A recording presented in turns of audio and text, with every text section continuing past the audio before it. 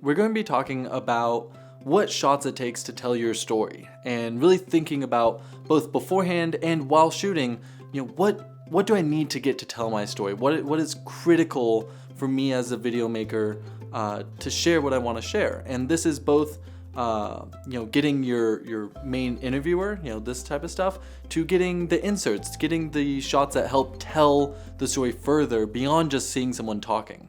So one important thing to think about is your A-roll versus your B-roll. Your A-roll is really the meat of your story. It's where you're going to get your narration or your interviewer talking. It's the thing that's going to form your entire story. Your B-roll is just as important though. These are the shots that you're going to put over your interviewer or over your voiceover. This is the things that really show and bring to life your character or your subject. So for example, we worked on this documentary and we spent the morning getting to talk with the subject, learning about his life, seeing some things around his house, but we really just spent the time to talk to him and sort of learn what he was all about. From there, we did get some shots in the house, but we went out with him into the world and got shots with him on the streets, got him doing actions, got different stuff that really helped tell his story. What was really helpful though was getting this interview first because we knew what type of shots we needed to get later in the day. So in this instance, our A-roll was the interview shot. It's what we got sitting with our subject and talking to him. Our B-roll then was all the other footage. It's important to know what is said in the A-roll and then getting the B-roll that matches that feeling and matches that sentiment. This can be really critical to telling your story.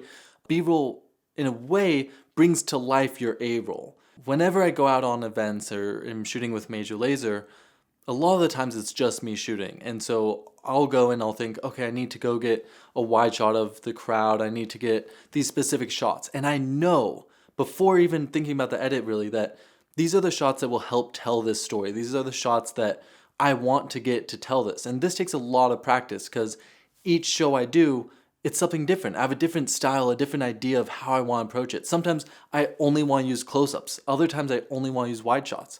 That being said, having a second camera, having a third camera can make a massive difference because I can have someone always getting a wide shot. I can have someone getting all the close-ups and I can myself be getting those magic moments that maybe I would miss because I was getting that other coverage.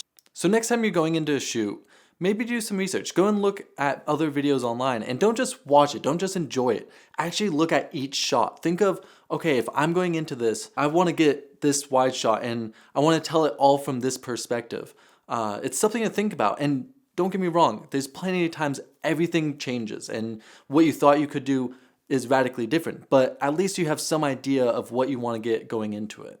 I think the greatest thing you can do to learn more about what shots you need and what shots you want to get is just to watch films. Go see how people cover scenes and really analyze it. Look at their wide shots to their mediums to their close-ups. And it's a great way to see how other directors have developed a style, and especially watching their first film to their last film, you can see their take on filmmaking. And through that, you can decide what type of filmmaker you want to be.